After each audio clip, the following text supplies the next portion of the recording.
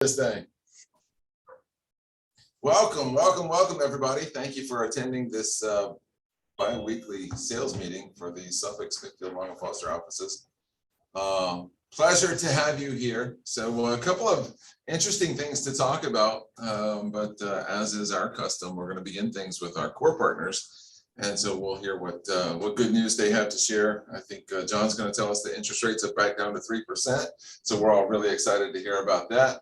And we're going to save that for just a couple of minutes, and we'll let Brian McCarty start things off. Hey, well, good morning. Speaking of dancing, we had two world-renowned dancers here yesterday. We had the privilege of closing with Darlene and Evelyn's deal together. So Awesome. Speaking of dancing, and they showed me they dance all around the world. That's awesome. So that was amazing. And that was a great testimony because I think it was about a month ago I sat here and Evelyn mentioned that she's got an upcoming listing coming up down the pike, right? And Darlene perked up. She was sitting right there and said, I've got somebody for that. And then yesterday it all came together. So what a wonderful success story.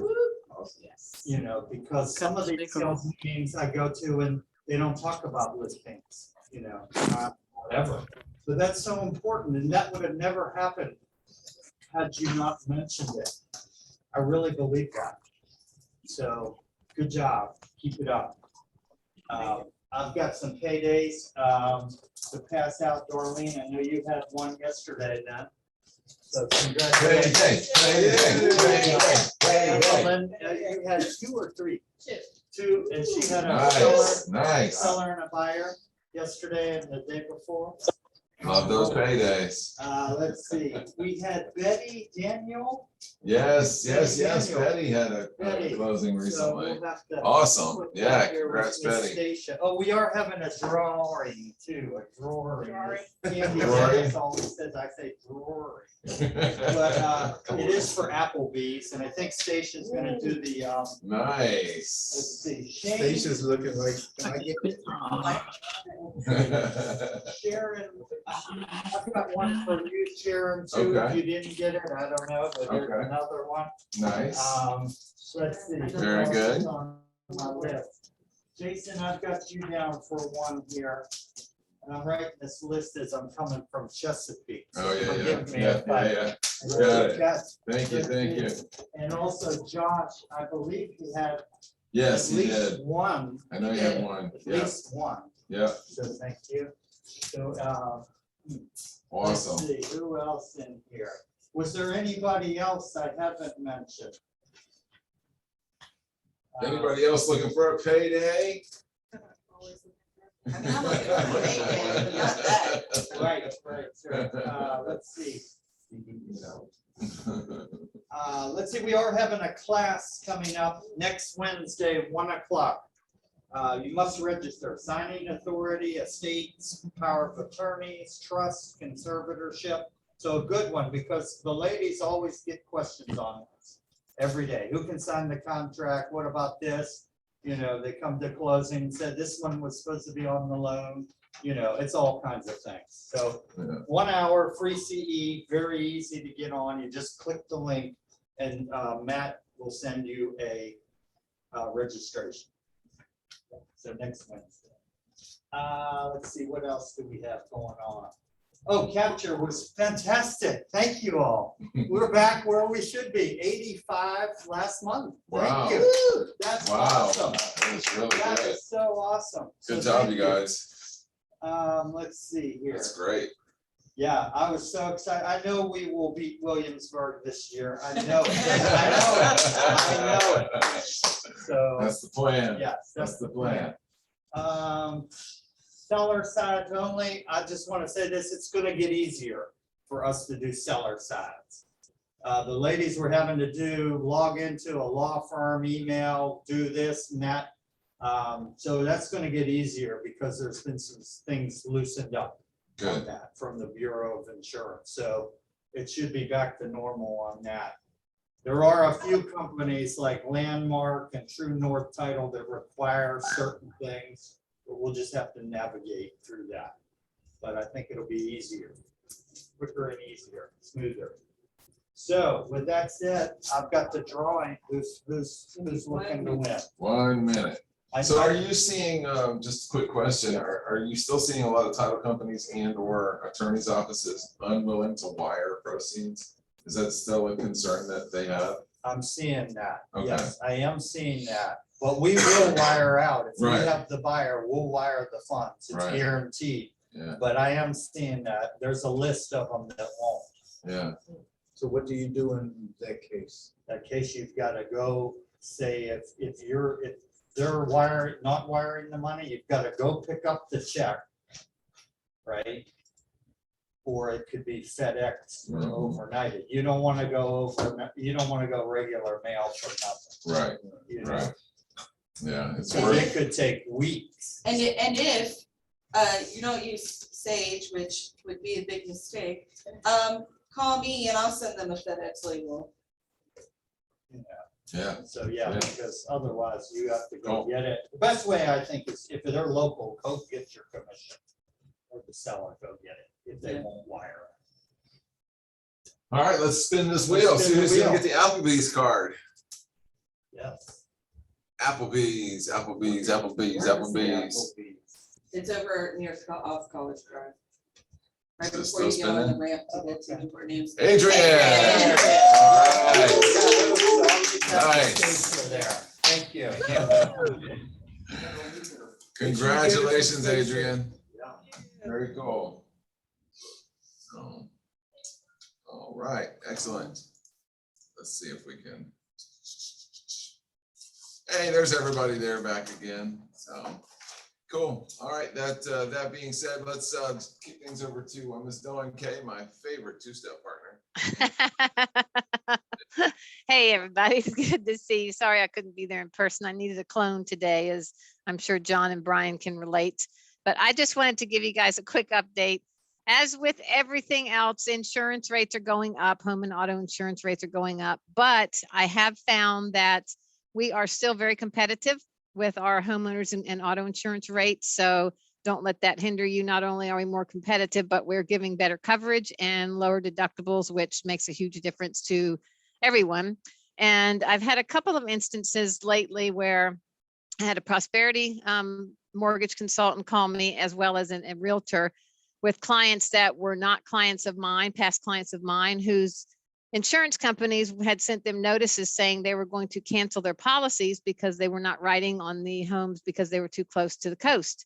So I was able to reach out to both clients, got the information I needed, got them very good rates, and they're super happy because now they have homeowners insurance. So not only can we write the more standard types of policies, but we've had very good luck with some of the harder to insure properties based on coastal distance, or if they're rural properties and there's no fire hydrant or fire department close by, we've got some good carriers to cover those types of properties too. So anytime you have questions, give me a holler. I'm your girl. I'm email or phone. Give me a holler and I can help you with flood insurance rates too, because they're kind of wonky. They're all over the place, but that's because of the new rating system. But I can get quotes now without having to have an elevation certificate. So that should speed things up a little bit. Excellent, excellent. Thanks, Dawn. Appreciate it. Sure, Any questions no for Dawn? She offers free quotes every day and free dance lessons on Fridays. So, cool. And I don't know if you were going to talk about this, John, but just to kind of segue into the mortgage category, we saw a station notice this morning that there was an article on Wavy 10 about the city of Suffolk reducing its property insurance or property tax rate down a couple of cents. And I noticed that Isle of Wight was increasing their tax rate. So yeah, all of these things obviously make a difference in someone's ability to qualify because it's included in their mortgage payment and therefore in their debt to income ratio. So that being what it is, what do you got for us, John? Hey, good afternoon, everybody. Yeah, I mean, as far as the impact of the tax rate, I mean, there's obviously two things that go into someone's annual real estate taxes. One is the tax rate, and the other one is the assessed value. So I mean, I can tell you that across the board, the assessed values are shooting up. So with that being said, even though someone's tax rate may be going down, I don't see anybody's annual taxes going down, most likely because their assessments are probably going up. Now, a lot of localities are seeing like record surpluses in their budgets, so they're making these decisions to reduce or increase their tax rates accordingly. And we'll see that, and then there could be a knee-jerk reaction. We could see some movement back the other way in the next year once the budgets kind of get back to a normal standpoint. So, all that being said, assessor's office could choose to increase their assessed values, a lot, especially in an area like Suffolk where we're seeing the median price go up. So again, those two things go into account when calculating the annual property taxes. So I think most places have been the same for a while. I think Virginia Beach they went up. They've kind of gone up very slowly. Suffolk's been $1.11. I think they're going to go down a little bit here next year, but they've been that for a while. So those things aren't impacting the payment, but so much. But they do impact things a little bit here and there. So we'll keep an eye on that. But again, if you keep an eye on the assessed values, everyone's going to see that in their next assessment bill when they get it from the city. The city's going to take advantage of the values going up and tax everyone to get a little bit more money from the property owners, because why not, right? So I did want to piggyback on, I don't know who was on the appraisal call this morning. Was there most people there on the call? Okay. Just to kind of piggyback on that, I thought it was a really good call. Brian Quinlan he's hilarious. Some of the things he was saying, but he gave some really good information, a lot of insight into things that we can do to help position ourselves, either if you're a buyer's agent or a listing agent, to get our the values close to the sales price as we can. They said something like, hey, the best way to fix an appraisal issue is to fix it before it ever happens, meaning if you can be proactive in getting information to the appraiser up front, it goes a long way in helping. And I think most of us most of you guys as listing agents probably already do that. I would say that in a situation where you're a listing agent and you have several offers and there's an appraisal guarantee, you probably might be less likely to do too much, because if it comes in lower, the buyer's going to pay anyways. So it's not as much of an impact. But I do think as good, agents, no matter if that's the case or not, we always want an accurate appraisal. And I think it goes without saying, it can prevent issues if the appraisal comes in as close as possible to the sales price. We are seeing a lot of appraisals recently come in a little bit lower. Interesting statistic that Brian Quinlan, the chief appraiser, shared is only about 5% of all the appraisals that are ordered through Prosperity have sales variances, which means are coming in lower. Obviously, they come in higher. That doesn't really count, but they're coming in lower as compared to the national average, which is probably closer to 20 or 30%. So it's a huge deal. I don't know. You got to really then dig into each region, like what percentage is in Hampton Roads as compared to what's in percentage Northern Virginia. But the one thing I took away from that presentation was how engaged Prosperity is in the appraisal process, and that we have people at the top who are reasonable and logical and who make good decisions and want the same things that you guys want and that I want, meaning we want a good, accurate appraisal, and we want to avoid issues. We want the value to generally come in close to the sales price, because we all recognize that that's who makes the market. The buyer and seller make the market. Lenders don't make the market. Appraisers don't make the market. There has to be support data there to help support it, but we're going to do our best, try to, not steer, but basically shape our appraisal policy and department with those kind of principles in mind. So I took that away with, hey, I'm really happy to work at Prosperity in a place that I was texting with Brian Quinlan and my brother and Ryan Daly while they're on that call. I can reach those people. They're touchable people for me and for all loan officers in our company. And that's a big deal. I mean, if you're talking to someone with any big company, good luck reaching your chief appraiser with a question about gross living, GLA calculation. You're never gonna, it's not gonna happen. So that power that we have of being a good sized company, but being at a point where we can all, have these kind of discussions it's so important, especially in this day and age in this market where we're just seeing appraisal values coming all over the place. So, does anybody have any questions about that kind of presentation? There's a lot of information, but this is kind of a smaller scale discussion. Does anybody have any questions about that, about the appraisal process, or about anything in that presentation, about any type of appraisal question, or no? Well, Sharon had some good input and questions during that panel, or the question and answer section. But I think okay, they were so, more. interesting. I think they were more complaints. I think they were more complaints than questions. Because Well, it's a good place to discuss it. Yeah, you were mentioning that you had an appraiser basically meant say, if you guys were on the call, appraiser said to Sharon, I don't care if there's multiple offers, doesn't matter. Like, and then so Brian Quinlan, our chief appraiser's response was, appraisers should never say, I do this. It shouldn't be their personal opinion. It should be their professional opinion. And the fact of the matter is, if there's multiple offers, that is important in driving the market narrative. And there's a reconciliation box, within their range, and that they're identifying of the reasoning why they went to the higher part of their range. They can use that as part of their narrative. Now, with that being said, if you're a listing agent, don't assume that the appraiser knows that. His point was make sure that part of the story that as a listing agent you're giving the appraiser, if they're willing to take the information, is that there were 7 offers, there was 12 offers, whatever it is, that is an important part to help them, give them some ammunition to help them come in at value. And I know that there's appraisal guarantees, and I know that from that standpoint, like, it doesn't, if you're a listing agent, it doesn't really matter. But again, if you accept an appraisal guarantee with a VA offer, that's not, you can't really enforce it technically, right? So even if they do have the money, the closer we can get to that price, just the better for everybody in the transaction, because you just never know. Some closing costs go up, rates go up, something happens, and then they have to bring more money. It just can create issues, even though they may have guaranteed the funds.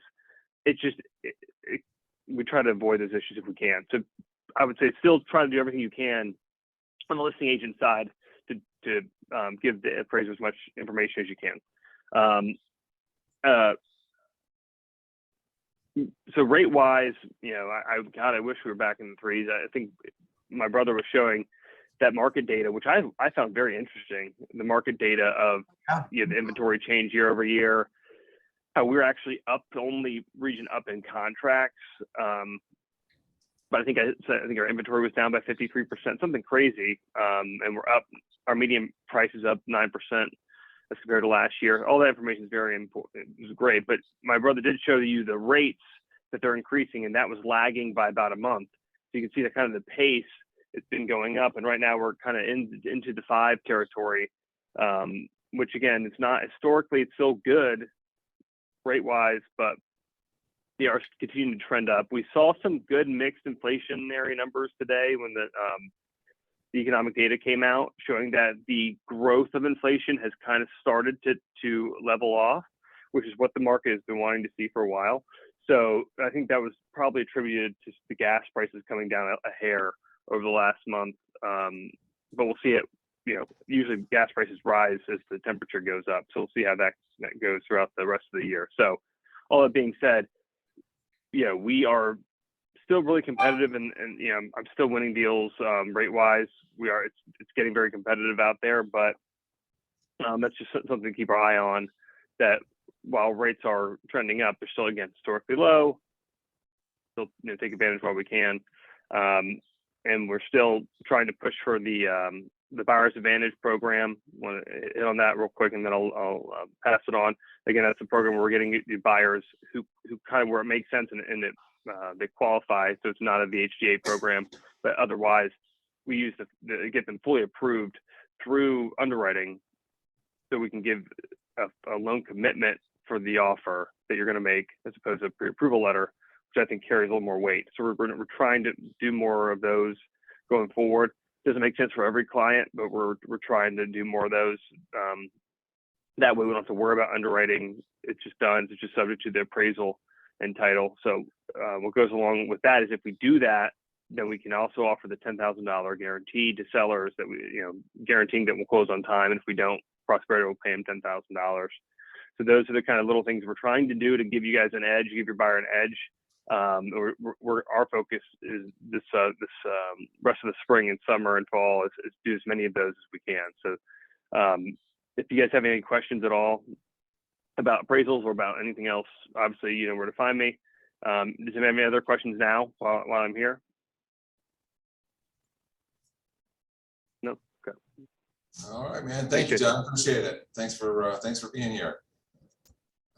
Cool. I want to tell you guys a quick story, and then I want to show you something. So yesterday I got a random call from one of the top agents in our market right down the street here, and what she said is that she has spies everywhere, and one of her little spies told her that there might be somebody getting ready to list a house in Eagle Harbor over in Carrollton, and because apparently her spy had seen someone moving.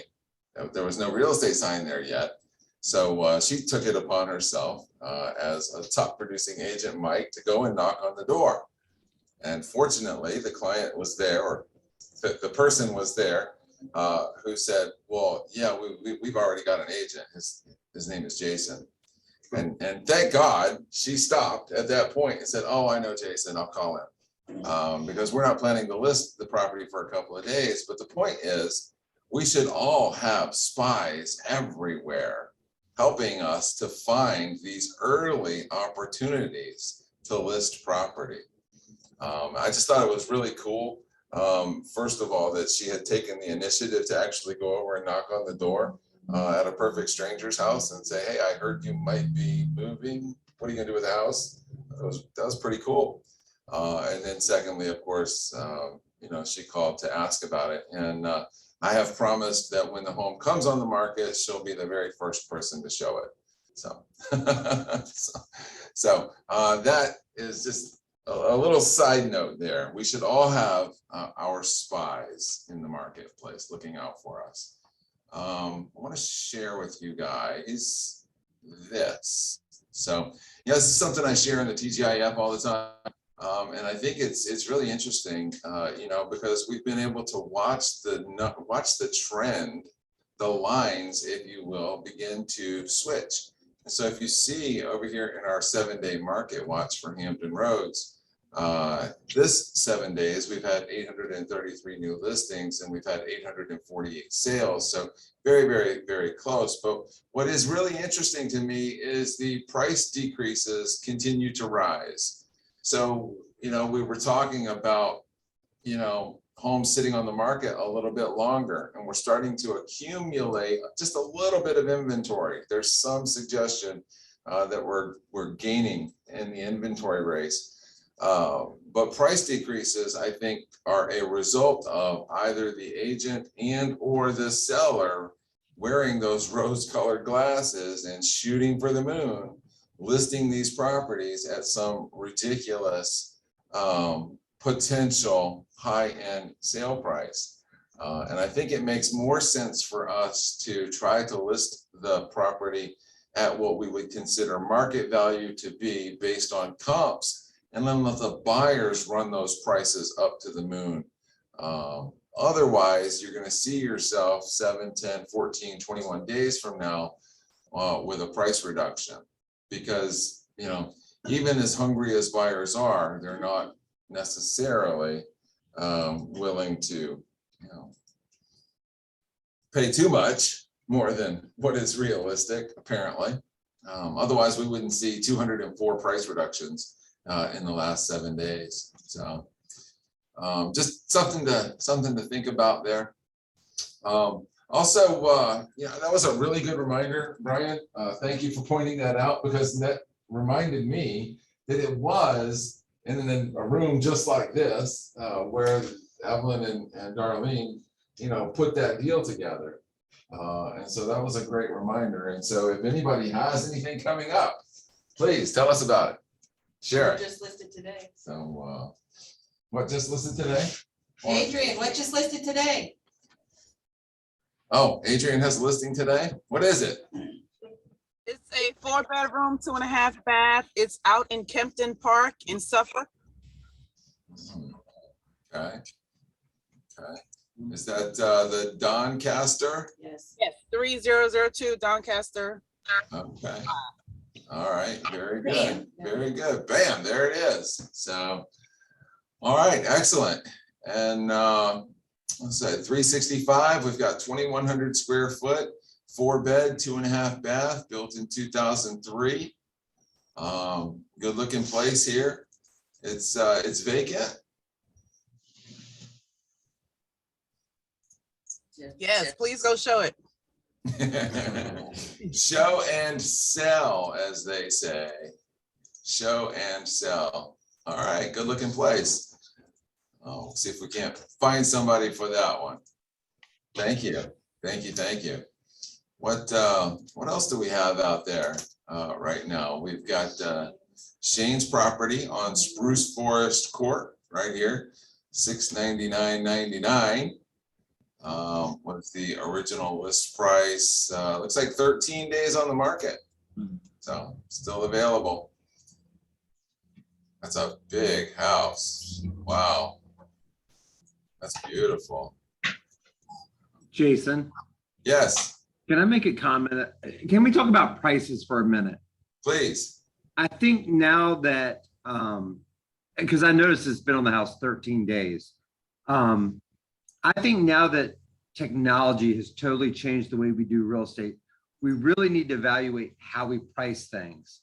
And I know in the past, we price things at $699 because it seemed less than 700,000. But now that buyers go online and realtors do too, we look in price ranges. I think this house would be smarter if it was priced at 700,000, because if you've got a buyer looking, say, between 700 and 800,000, they're totally missing this house. So if it were me, I would price it at even 700,000 because it might open it up to a lot more buyers online. Great. Technology has totally changed the way we did real estate. When I got in 21 years ago, it was totally different.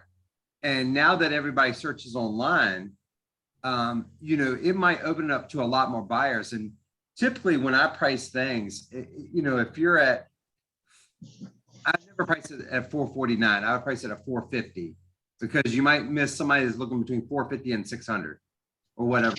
I think that's something we should start considering, is being smart in how we price our houses, but to open it up to more buyers. I agree. I totally agree. I think, when we're searching for property, we tend to gravitate towards those round hole numbers.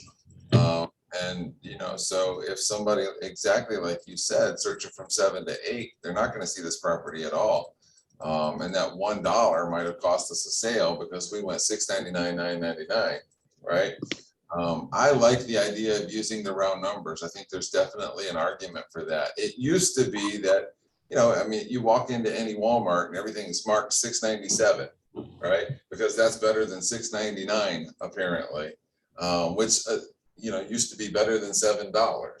Walmart fell in love with the 7s or the 8s, and I just don't know that that's in real estate that means a whole lot when people are searching online using those round numbers. So it's a good point. Good. I have a question. Yes. I'm sorry. Is Jonathan still on? I'm here, Yes. yeah, Marvella. Okay, I'm sorry. I couldn't find my button to unmute myself earlier, and I apologize. So let me ask you this, and you probably answered it. I don't know. If you are sending, instead of having a pre-approval letter, you have a letter from underwriting guaranteeing the loan. Does that mean we're able to close in, say, 14 days versus 30 days?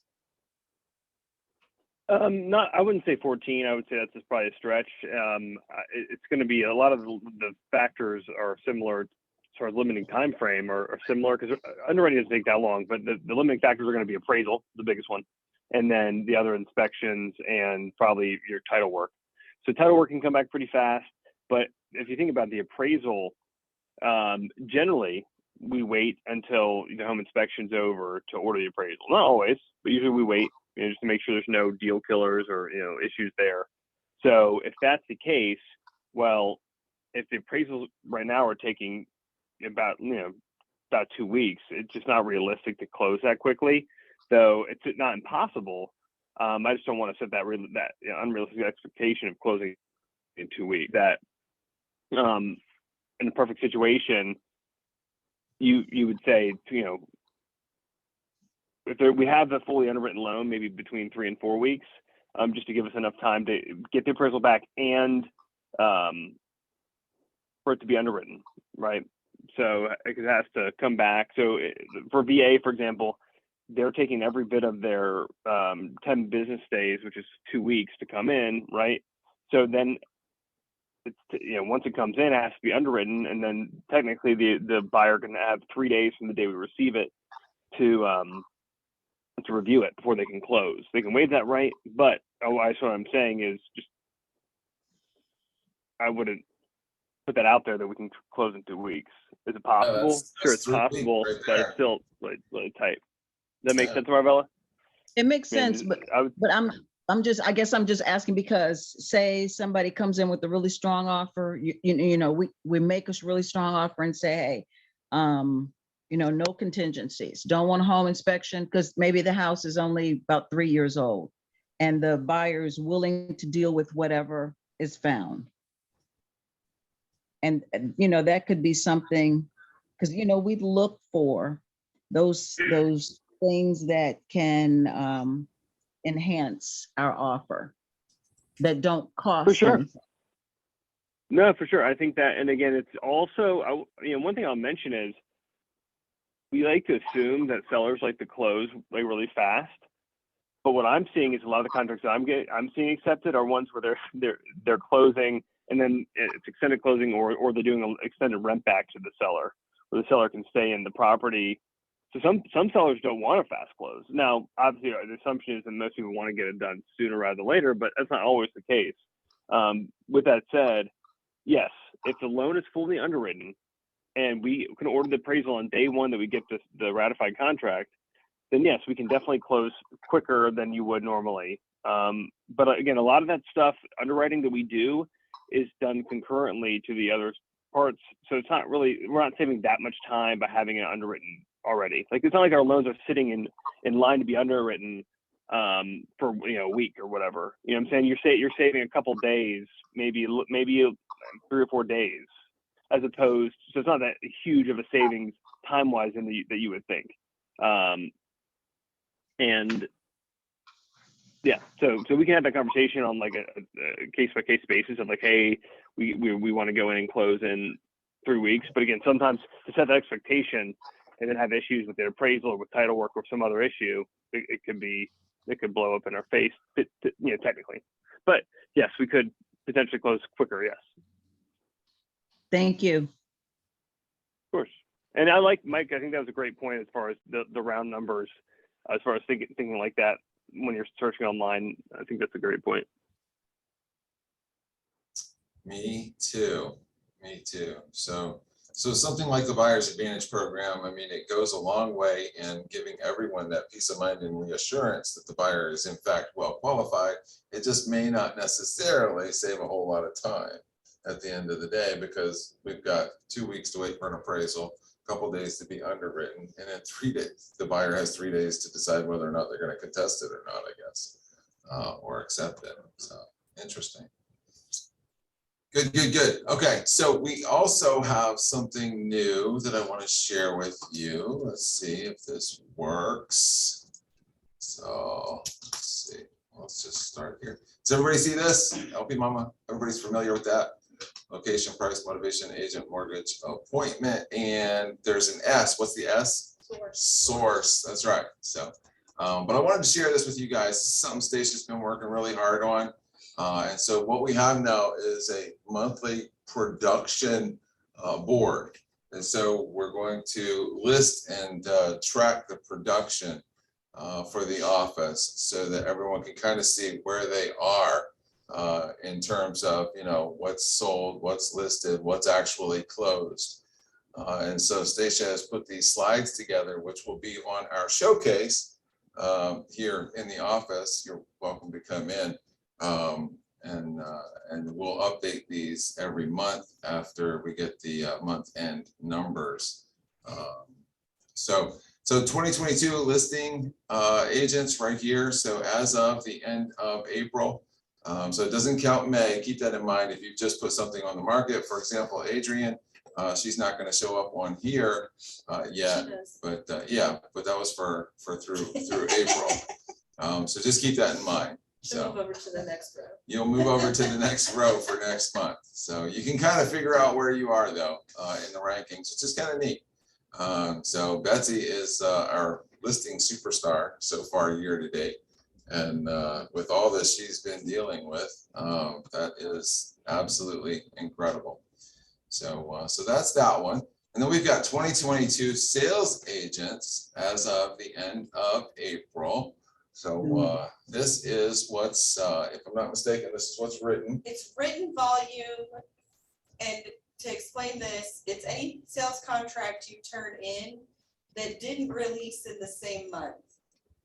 So, you know, God forbid we get a release. If it doesn't release in the same month, then we don't know. It hasn't been updated yet. It'll reflect in next month's numbers. So keep that in mind.